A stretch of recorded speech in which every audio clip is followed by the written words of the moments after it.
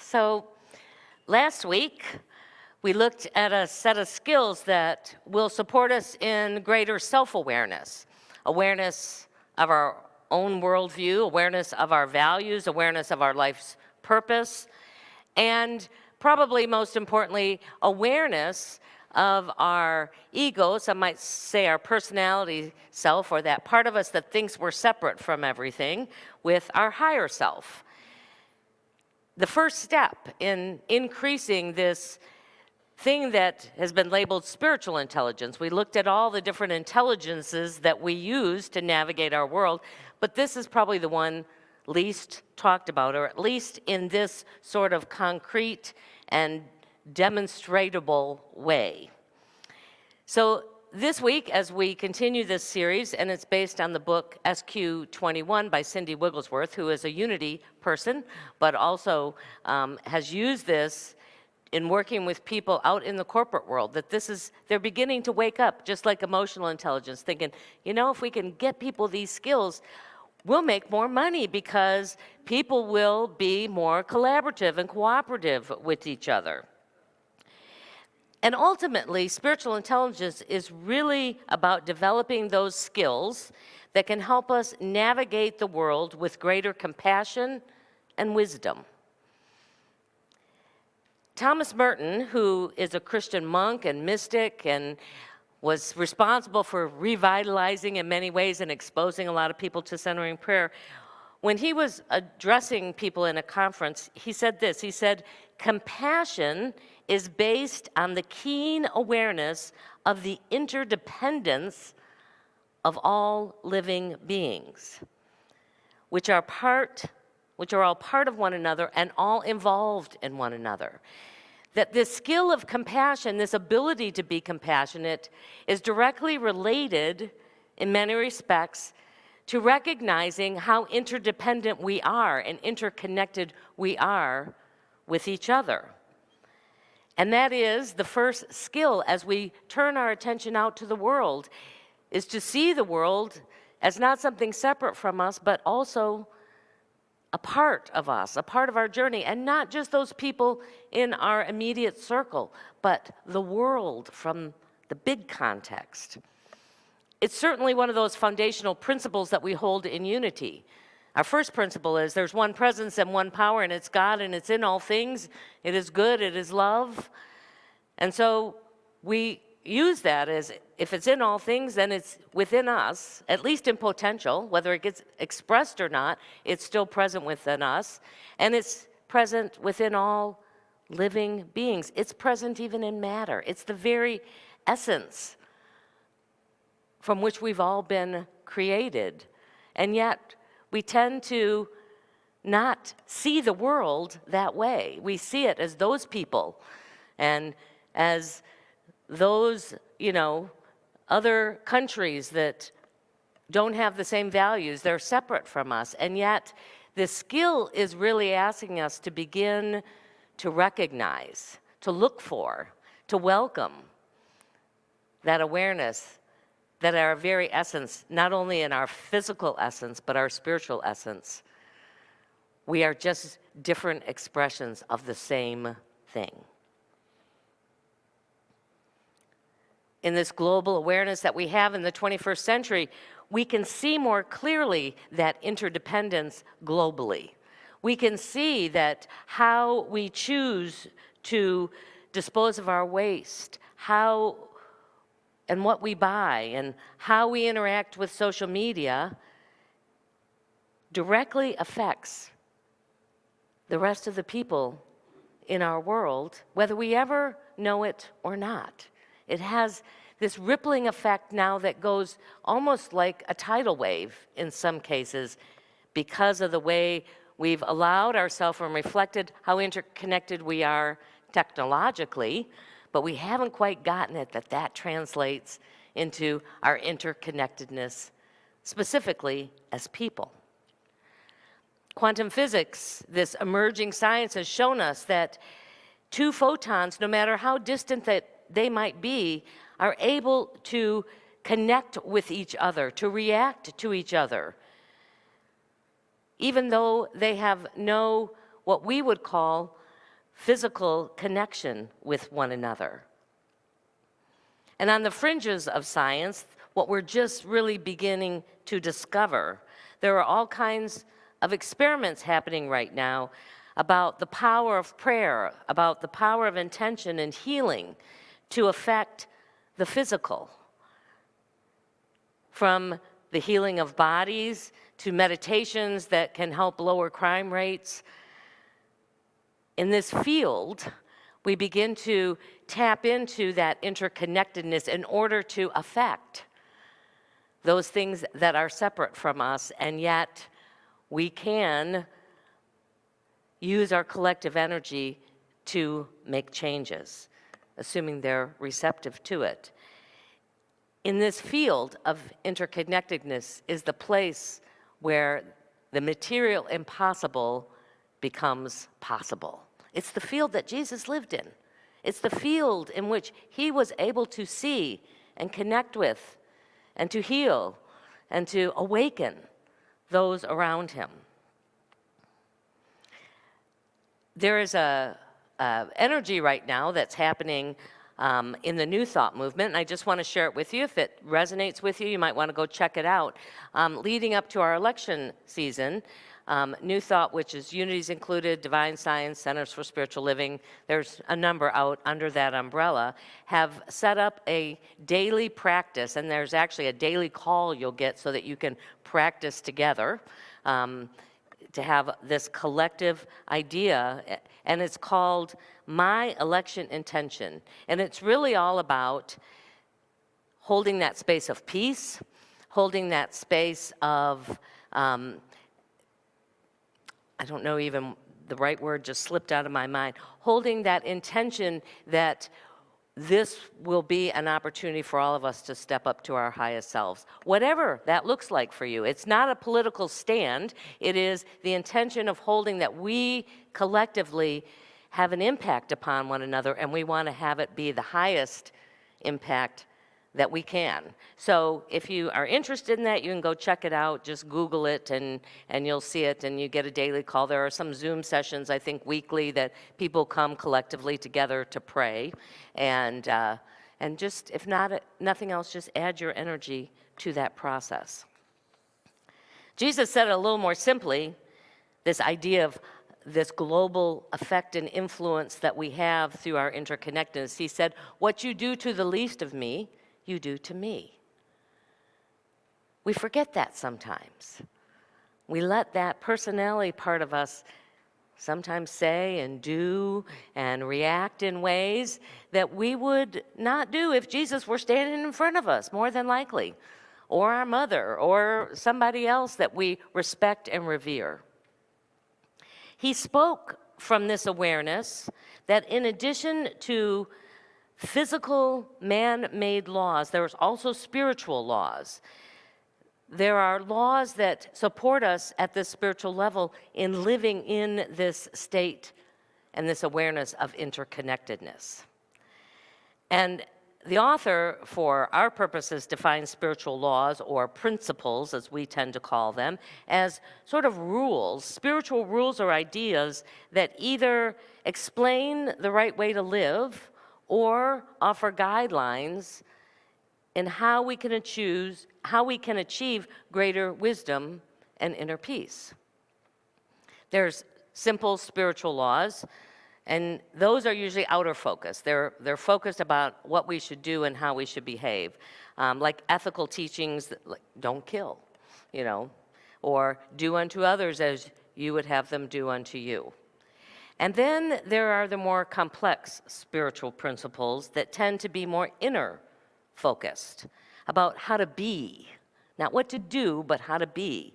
Spiritual ideas like the creative power of our thought, our emotions, and our beliefs. In Unity, we call this, and Charles Fillmore coined it as the law of mind action.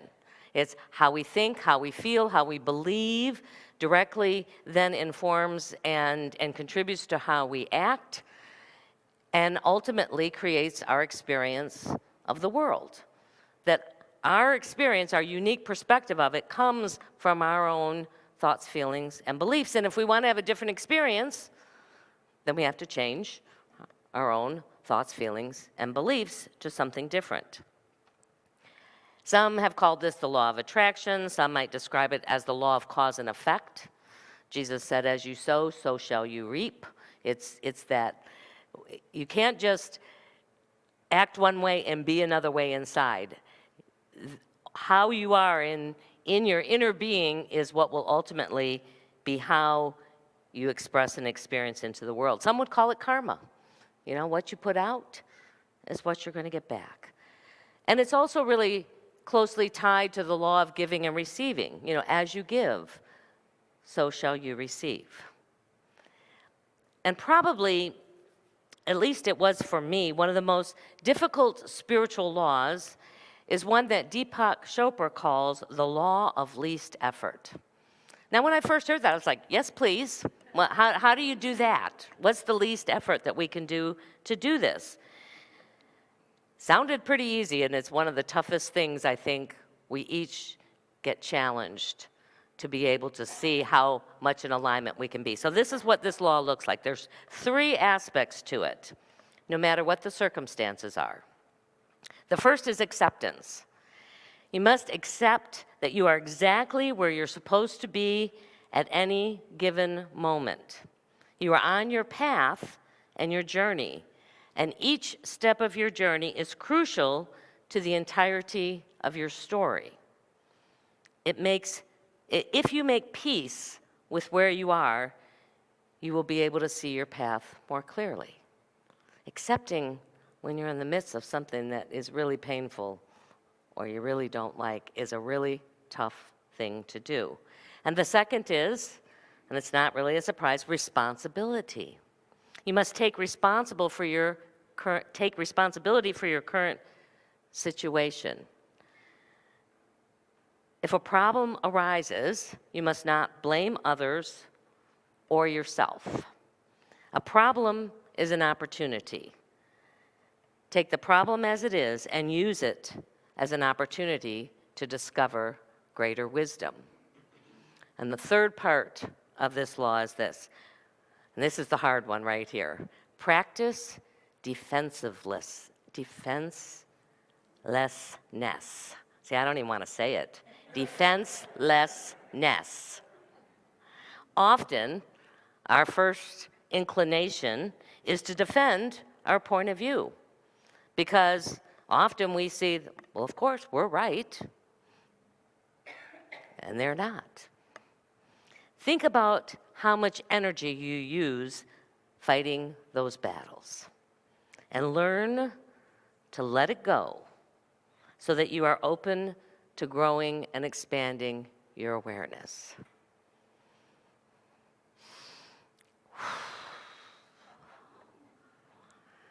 Yeah, so guess what we're going to practice today? As we move into our time of meditation, this is going to be an opportunity just for 5 minutes, so just tell yourself it's only 5 minutes or less. It's okay, and if I really don't want to do it, I'll just sit here and close my eyes and think about what I'm going to have for lunch after this morning is over. But see if you can. Welcome it. See if you can experience just a little bit of this. So I invite you to just get comfortable where you are. Maybe if you're holding on to something in your lap, just set it aside. You might want to just close your outer eyes so that you can bring all of your attention into your own interior space. Take a deep breath in and let it go, and let that breath bring you into this moment. For there is no other moment than right now.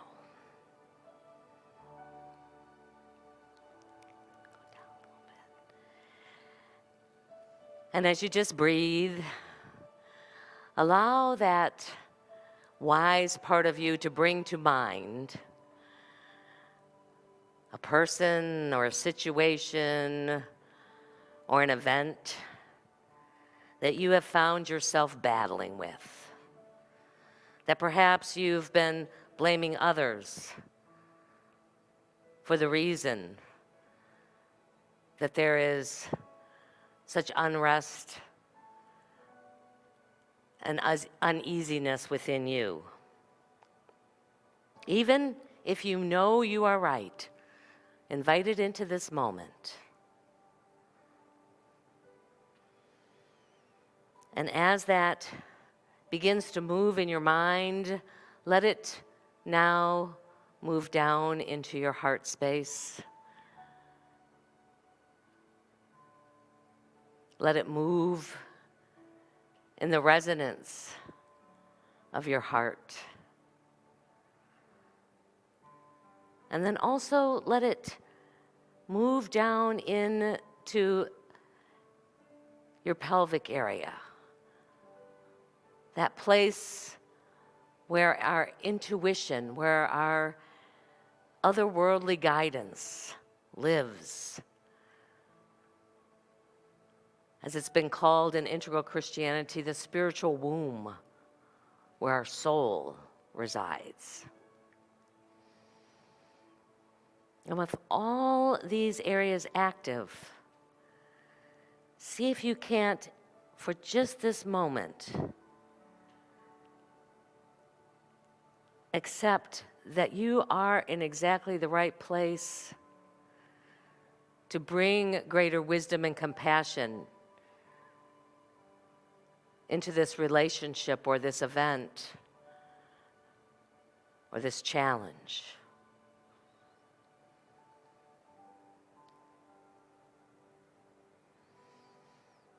Know that however you think and feel and believe about it is yours.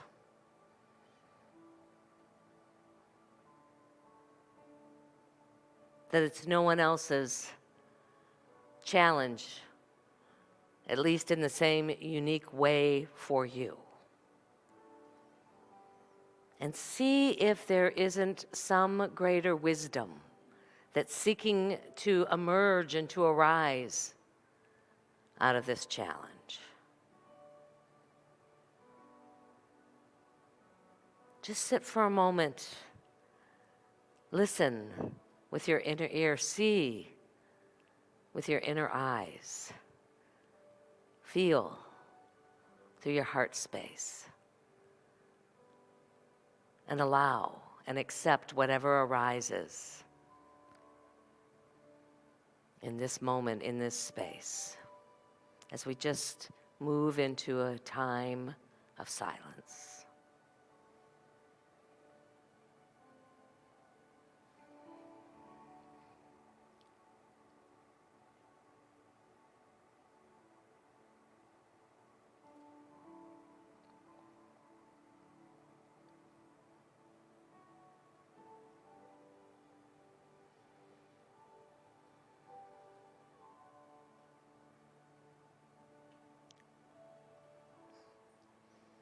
And then just take a moment to release it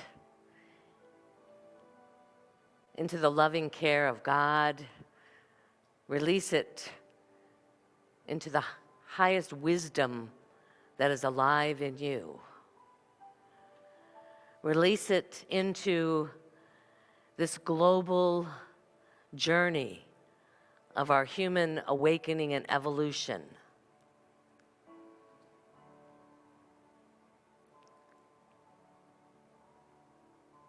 Lay it down. Trust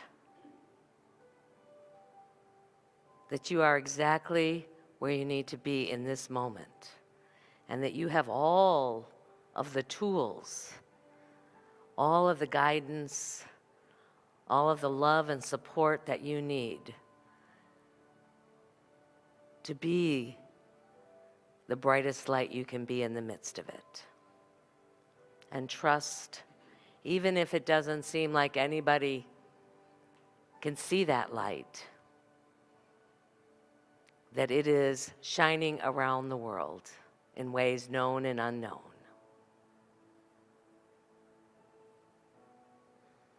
Take another deep breath in with me. And trust that if the answers didn't come in this moment, if the ways in which to be wiser and more compassionate in the world are not yet clear to you, that as you open yourself to it.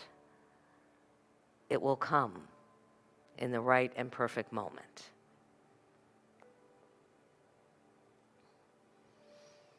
And whenever you're ready, you can begin to bring yourself back to the attention of this room, to your body, and you can open your eyes.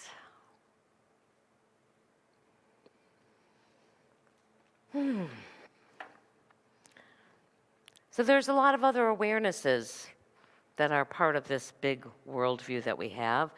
You know, what follows from last week when we are aware of our own worldview, how we saw the world, what our unique blessings and beliefs and visions for that were, then we can naturally begin to be curious about, to be aware of other people's worldviews. One of the greatest spiritual gifts that we get is curiosity. And to be willing to get curious about how other people might see it. Not just say, well, they're wrong, but to say, I wonder. It doesn't mean you have to agree with it, but it helps expand your own understanding and awareness of how other people might see and understand and engage in the world. The author talks about one way that she did this, and it sounds a little macabre at first, but she started studying burial rituals in many different cultures. She said you can tell a lot about different cultures and how they care for and bury those who have left the physical body. You know, in our country, having a proper burial is a big thing. In fact, we will go to great lengths to go and retrieve people who have died either through war or some other event in a foreign country to bring them home so that the family can have a proper burial. It's what we feel like gives us maybe some closure. Even though more and more people are heading towards cremation, we still want to have that feeling where we have honored and have in our awareness those loved ones close to us. Now, like I said, cremation has become more and more in favor. It has long been the burial tradition of the Buddhists, partly because land was very precious where they lived. It was a mountainous area. There were not really spaces where they could set aside to bury, you know, millions and millions of people over time. In fact, they would probably look at our burial rituals and go, that's such a waste. You know, that's precious land. That's raw materials, and they're just wasting away in the ground. And part of that cultural shift, I think, for us is that most people no longer believe that there is going to be an end days where our bones buried in the ground are somehow going to get resurrected and rebodied for heaven. That somehow God's big enough that if that's going to happen, then we don't need our bones in some particular place. That you know, and we may laugh at it now, but that's a very heartfelt belief by people, that you need to be buried, because if you don't, you're not going to be able to be resurrected when the time comes. The ones who live way up in the mountains, the Tibetan Buddhists, they do something that I was like, I read it and I went, ooh. They actually have either the eldest son or perhaps a priest chop the body up into pieces, and they put it on a big stand, and they raise it to the sky so that the birds, the vultures, can eat the body. And then even when that's done, they bring it down and they scatter the bones so that the other creatures of the earth can go and consume that, because their idea is the circle of life means we want to give back. It's giving back to nature itself. Why would we, you know, withhold this just because it was a loved one? They're not in there anymore. We should allow this cycle of life to happen naturally. I get it, I understand it, but no, no. But it opens us up, when we are willing to look at it, to how people, and especially in different cultures, they may have a whole different physical environment in which they have to create their collective traditions and practices. And when we're willing to sort of seek these opportunities and to learn and to understand other points of view, we discover better ways sometimes of looking at things. And then you can see, so awareness of worldviews, awareness of the limitations of the power of our human perception. We've talked about that quite a bit, that just because we see it a certain way doesn't mean that that's the actual way that other people see it too. I want to leave you with this last one. Well, it's actually these last two, the breadth of time perception and an experience of transcendent oneness.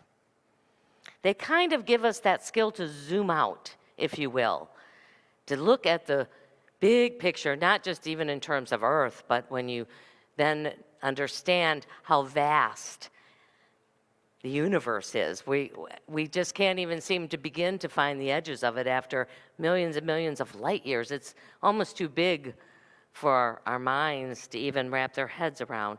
But also zooming out to the long view of our humanity, of the long journey that we've all been on to continue to evolve and to grow and to recognize that paradoxically, both how insignificant whatever my issue is right now in this big, long view, and how powerful my ability is to impact life today and ultimately the long view of humanity beyond me. James Dillett Freeman had no idea when he wrote this short prayer called the Prayer for Protection that we say at the end of each service here, would affect the world, not only globally, but universally. It's been translated into dozens of languages. It has appeared in hundreds of publications that had nothing to do with unity. People read it, discovered it, said, love it. It's been printed on millions of cards that people have put in their pockets and in their wallets to take with them as they go throughout the day. And it even made its way to the moon.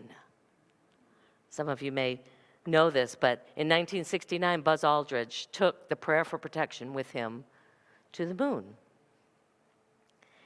And he talks about how that journey, his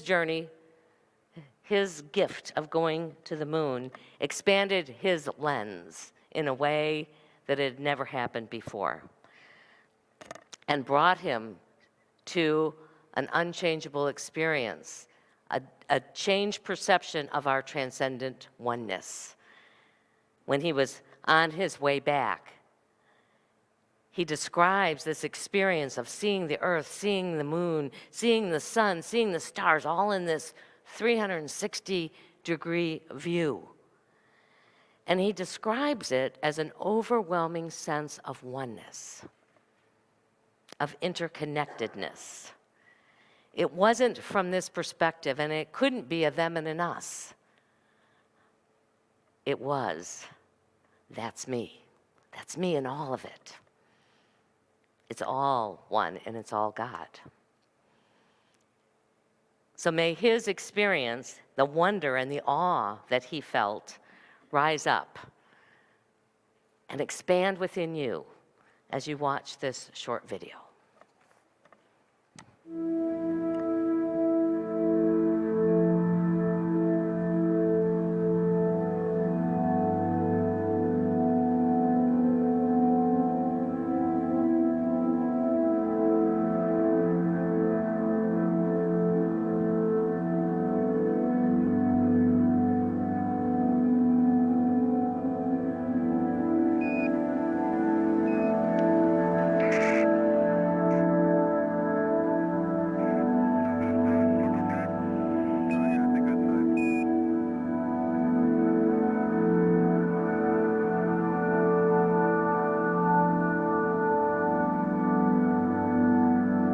I had completed my major task for going to the moon and was on the way home and was observing the heavens and the earth from this distance, observing the passing of the heavens as we were rotating. I saw the earth, the sun, the moon, and a 360-degree panorama of the heavens. The magnificence of all of this, what this triggered in my visioning, in the ancient Sanskrit, is called samadhi. It means that you see things with your senses the way they are, but you experience them viscerally and internally as a unity and a oneness accompanied by ecstasy.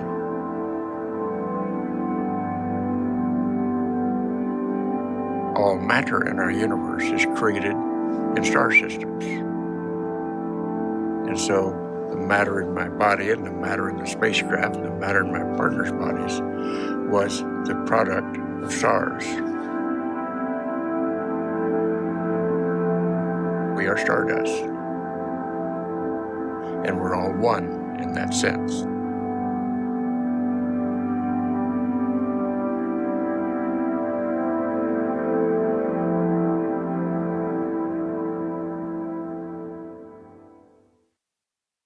Well, it is our opportunity now to share of our financial good with this ministry. We know that many of you give automatically, and we love that because, honestly, it flows. We know how much is going to flow into the coffers, regardless of how many people show up on a Sunday. And we are grateful for the many ways and the many channels in which we receive our goods. So just know, however it is that you choose to give, we receive it with great gratitude and appreciation. In a moment here, the ushers are going to invite you to come up row by row. If you're willing and able, and in the large gift, you can place your basket or place your gift in the large basket. That's what I was trying to say. And if you give electronically, or this is not your Sunday to share, you can just add your energy into that flow of giving and receiving, and then receive an affirmation to support you this week. Or there's little cards if you prefer that. You can come and put one of those in as your representation for what you give. And then we've got new affirmations, if you haven't had one recently, that support this series. So I got a great one last week. So hopefully those will bless you as you move throughout your week. So let us take what we offer today, or the energy of that, into our hands, into our hearts, as we join and bless it together. Divine love, through me, blesses and multiplies all that I have, all that I give, and all that I receive. Thank you, Father, Mother God. All right, so let's go ahead and stand up. We will join hands here and let's do our peace song together.